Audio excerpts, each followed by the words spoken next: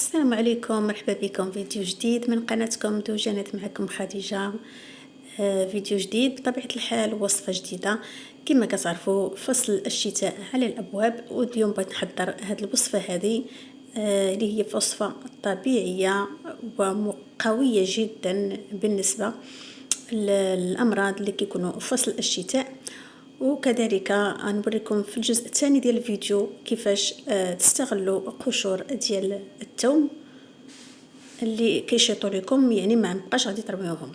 اذا غندوزو الوصفه بسم الله على بركه الله. اللي غادي نحتاجو فيها عندي هنا الشريحه، غادي نحتاج كذلك الزعتر، غادي نحتاج الثومه، وكذلك زيت الزيتون. بالنسبه لهاد الشريحه هذه ضروري اننا كنضفوها وتنقطعوها اطرفات صغار غير باش يسهل علينا اننا نديروها في الخلاط او في الميكسور. بالنسبه لهاد الشريحه هذه ما غاديش نفورها باش كتبقى محافظه على كل المزايا ديالها والمنافع ديالها. نقطعتها كما كتشوفوا قطع صغارين. عندي هنا الثوم، هنا بالنسبه تقريبا عندي واحد 200 غرام ديال الشريحه اللي درت منها تقريبا واحد 6 أو 7 ديال الفصوص ديال الثوم. غادي ناخذ لاشوار اللي غادي نحط فيه الشريحه ديالي، وغادي نضيف ليها الثوم، وغادي ندير زيت الزيتون. بالنسبه الى جاتكم قاصحه ما طحنتش لكم، رطبوها خليوها شويه في زيت الزيتون حتى كترطب، ومن بعد عاد ديروا هذيك العمليه. واللي ما عندوش الاشوار غادي يقطعها غير طريفات صغير بهذاك اللي تنقطعوا به الربيع، داك الكرات ديال الربيع حتى هو راه يقضي الغرض، يعني دائما كيكون الحل بطبيعه الحال. وهنا غادي نضيف واحد الكميه مهمه ديال زيت الزيتون، وغادي نطحن هاد الشريحه حتى كتولي معجون بهذا الشكل هذا. ضروري كلها هي تلبس بهذاك زيت الزيتون اللي درنا ليها. ومن الاحسن الا كان عندكم زيت الزيتون جوده مزيانه هي اللي كتصلح في هذه الوصفات هذه.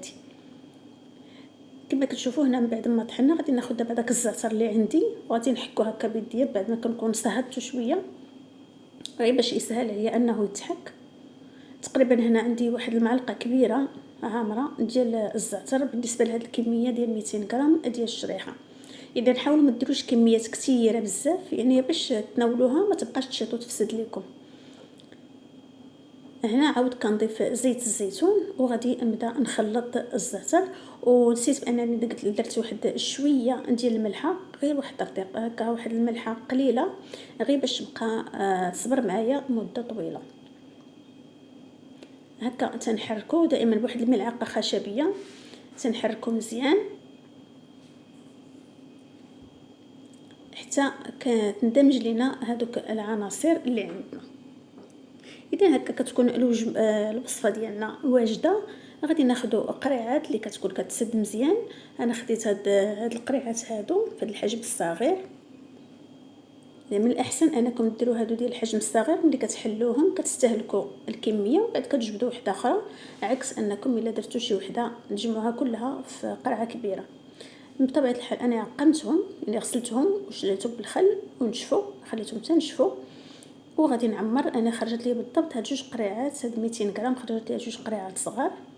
تنبداو نعمروا داك الوصفه ديالنا او الشريحه، حنا تنديروا الضغط، ما تنخليوش هذوك الفقاعات ديال الهواء يكونوا لتحت،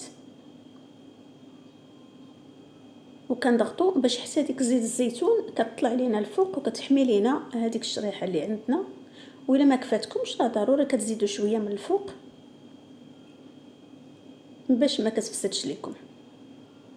هاد الوصفه كما قلت لكم جد فعاله لهذا الفصل هذا ديال الشتاء لجميع امراض الصدر، يعني زوينه فيها منافع كثيره.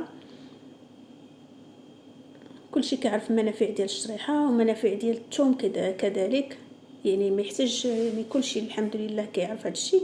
غير هذه طريقه ديال الوصفه كيفاش تستهلكوها احسن انكم، يعني احسن من ملي كتفوروها، راه كتمشي بزاف ديال الفوائد ديالها مع داك الماء.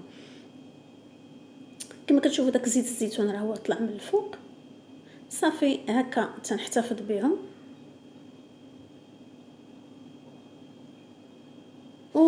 مره كنتناولوا منه واحد المعلقه صغيره جدا لان مجهده، وديك المذاق ديال الثوم تيجي طاغي شويه، ونحاولوا نوكلوها الوليدات ديالنا باذن الله.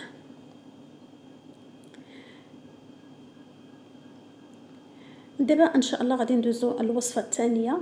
كما قلت لكم في الاول ديال الفيديو، دوك القشوره ديال الثوم اللي عندنا ما تنرميوهمش، حنا غادي نوريكم واحد الطريقه باش غادي نستغلوهم بالنسبه للناس اللي عندهم تساقط الشعر.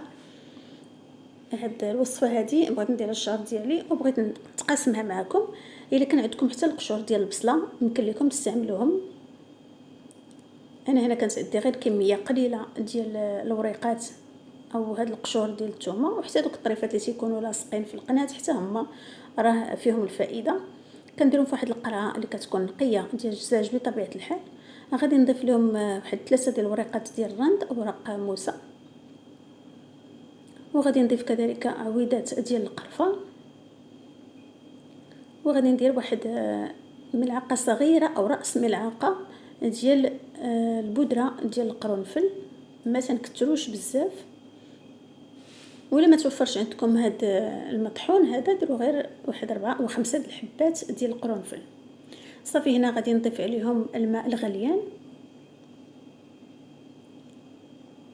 القرعه ديالكم ضروري تكون ناشفه من الماء بطبيعه الحال باش ما يطرطقش عليكم.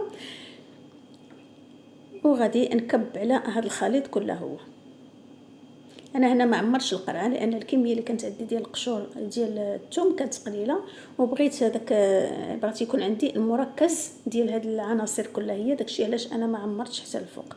والقرعه كتكون باقا سخونه وباقي طالع داك البخار كنسدو عليها،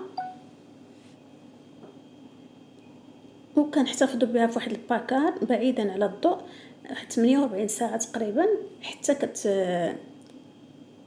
كتذوب دوك العناصر، يعني كتركز. ومن بعد كنصفيوها وكنديروها في واحد البخاخ وتنبداو نرشوا على الشعر ديالنا تقريبا بركه غير مره في الاسبوع، مده ديال واحد الشهر تقريبا، وغادي تشوفوا النتيجه بطبيعه الحال. نتمنى تكون فدتكم في هذا الفيديو. شكرا والى اللقاء.